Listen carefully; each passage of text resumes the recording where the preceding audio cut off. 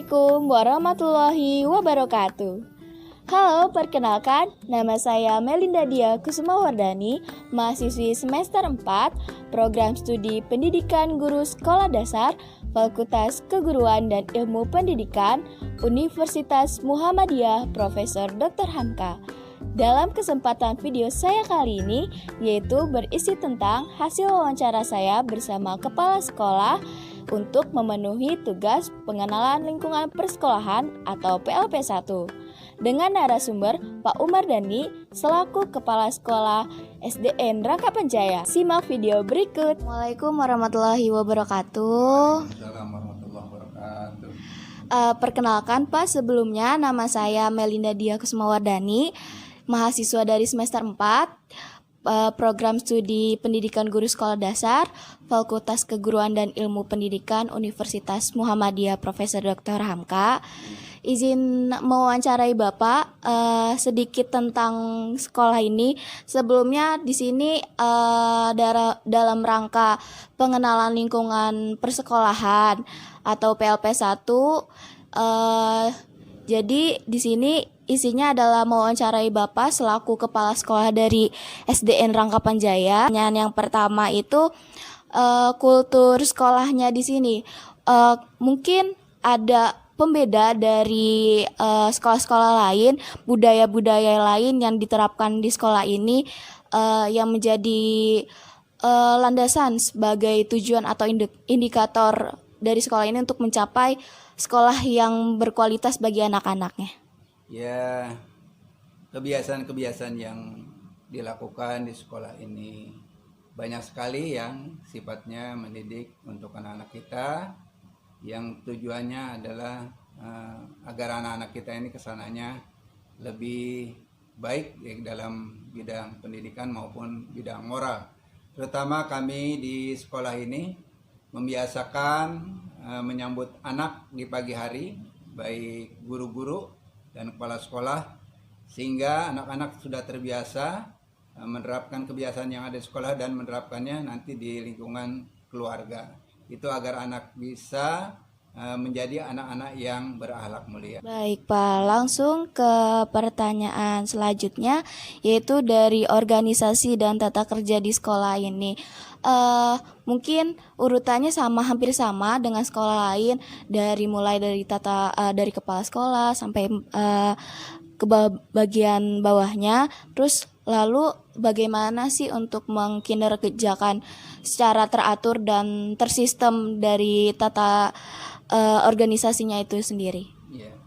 Di sekolah ini memang ada struktur organisasi yang ada di SDN Rangkapanjaya, dan saya sudah atur sedemikian rupa sesuai dengan tupoksinya, tugas pokoknya masing-masing, sehingga kegiatannya berjalan sesuai dengan apa yang ditugaskan atau jabatannya masing-masing, baik itu guru, kemudian guru bidang studi, kemudian juga guru OKS, TU, operator dan sebagainya sesuai dengan bidang masing-masing, sehingga berjalan sesuai dengan apa yang direncanakan.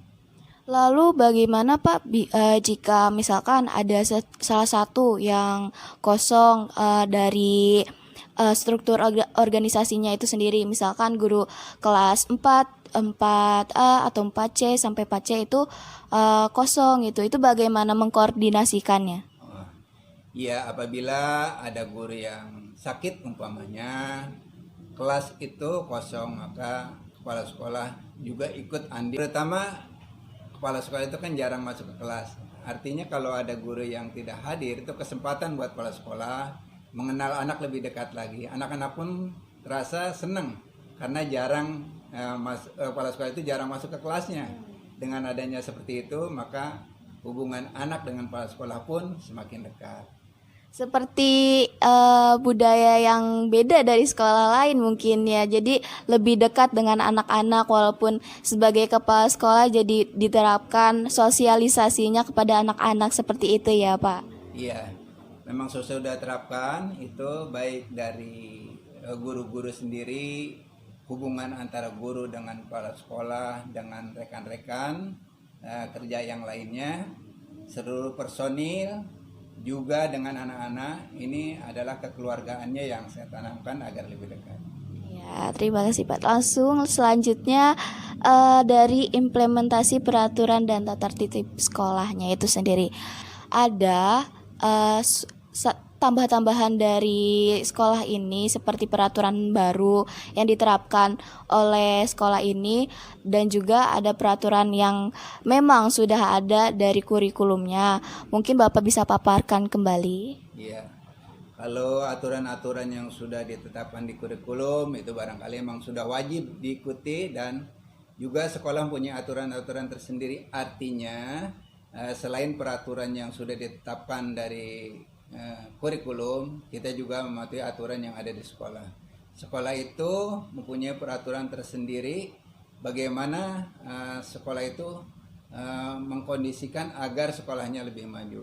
Dan juga saya menekankan kepada seluruh orang tua murid adanya kerjasama dengan pihak sekolah demi kemajuan anak-anak, baik dalam bidang prestasi maupun bidang yang lainnya.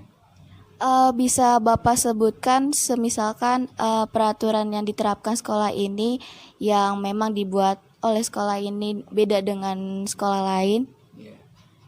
Saya membiasakan itu aturan setiap anak masuk itu dijemput oleh guru di depan ruang gerbang. Itu guru sudah menyambut. Itu aturan yang sudah saya terapkan, dan anak pun memberikan salam kepada guru, disambut oleh guru, dan terasa sekali anak itu merasa gembira bila datang ke sekolah. Iya. Baik Pak. Selanjutnya mungkin saya ingin bertanya tentang perihal kegiatan-kegiatan seremonial seperti rapat, briefing. Mungkin Bapak bisa paparin, atau mungkin ada tambahan kegiatan seremonial yang formal di sekolah ini yang beda dan baru diterapkan di tahun ajaran ini. Ya, untuk kegiatan barangkali kita selama pandemi ini tidak seperti biasanya. Biasanya kan kita adakan upacara gitu ya. Upacara rutin setiap hari Senin. Kemudian juga kalau umpamanya kegiatan-kegiatan rapat itu udah rutin kita lakukan sebulan sekali melalui guru di kelas, dan juga briefing kita lakukan walaupun sifatnya hanya sebentar. Nah, seperti itu di kelas kita lakukan. Tujuannya agar ada informasi-informasi yang baru yang kita peroleh bisa tersampaikan kepada guru dan bisa direalisasikan. Selanjutnya mungkin ada kegiatan-kegiatan rutin yang berupa intrakurikuler, kokurikuler, dan ekstrakurikuler. Nah, itu yang pertanyaan saya, apa aja sih Pak Bapak bisa paparin dari yang tadi saya sebutkan itu? Mungkin ada yang membedakan dari sekolah lain, tambahan yang dilakukan di tahun ajaran ini, apa saja sih Pak? Ya, kegiatan-kegiatan yang menyangkut pendidikan yang sudah sesuai dengan kurikulum ya kita laksanakan. Kemudian juga ada tambahan-tambahan mengenai pendidikan yang ada di sekolah kita, seperti bahwa anak ini pembiasaan setiap hari pada waktu masuk sekolah, di awal kita mengadakan pengajian membacakan surah-surah pendek seperti itu. Kemudian kegiatan lainnya diantaranya ekstrakurikulernya di sini ada bidang kesenian anak-anak, ya, itu ada seperti main piano dan sebagainya itu ya, harmonika dan sebagainya. Kemudian juga ada ekskul taekwondo, ditambah sekarang sudah ada, alhamdulillah animo daripada anak-anak dan juga orang tua sangat mendukung kegiatan-kegiatan yang baru ini dilaksanakan di sekolah ini. Iya, baik Pak. Untuk mungkin ada prestasi-prestasi yang membuat sekolah ini lebih meningkat jadinya, sepertinya itu ya Pak. Lalu untuk umurnya itu sendiri apakah ditentukan, misalkan dari keseniannya itu dari kelas 1 sampai kelas 3 saja, atau bagaimana dipatokan atau dibebaskan untuk siswanya mengeksplorasi dari kesenian itu sendiri, atau mungkin ada yang mengajukan, Pak saya mau ada ini nih kegiatan ini, atau bagaimana Pak? Ya, untuk kegiatan-kegiatan kesenian kita ambil anak dari kelas 3, 4, dan 5 itu yang boleh ikut, karena kalau kelas bawah itu masih belum bisa, dan kelas 6 juga kita tidak libatkan karena udah persiapan untuk menjelang ujian. Selanjutnya prestasi-prestasi yang sudah dicapai di sini banyak sekali, yaitu banyak piala-piala juga nanti boleh dilihat di sana gitu. Walaupun saya di sini belum lama ya, termasuk guru yang baru, sekolah-sekolah yang baru di sini, tapi alhamdulillah dari yang lama-lama juga sudah ada prestasi yang dicapai oleh sekolah sini. Kemudian juga bahwa anak-anak dalam melaksanakan kegiatan ekstrakurikuler ini kita juga udah atur waktunya sehingga tidak berbenturan dengan kegiatan pembelajaran yang rutin seperti itu. Iya. Jadi dipatokan harinya dan dipatokan waktunya. Jadi tidak bentrok dengan kegiatan sekolahnya itu sendiri. Selanjutnya mungkin yang terakhir adalah praktek-praktek atau kegiatan yang dibiasakan dalam sekolah ini, seperti hal-hal positif, membuang sampah pada tempatnya atau membuat gotong royong gitu. Seperti apa Pak mungkin? Iya. Kegiatan-kegiatan praktek yang biasa dilakukan di sini diantaranya kita menjaga kebersihan ini setiap hari ya. Kita udah atur sedemikian rupa agar sekolah ini bersih. Dengan bersih maka sekolah akan sehat, anak juga akan sehat, nyaman belajar. Anak diantaranya kita berikan masukan-masukan agar membuang sampah pada tempatnya. Kemudian juga di kelas tidak ada buang sampah. Kemudian juga anak bila jajan itu kita sarankan untuk membawa wadah sendiri, sehingga tidak ada lagi sampah yang berserakan. Artinya mereka sudah membawa wadah, begitu jajan dibawa itu adanya, lalu di situ ditempatkannya, sehingga tidak ada banyak sampah seperti itu. Lalu mungkin ada kegiatan seperti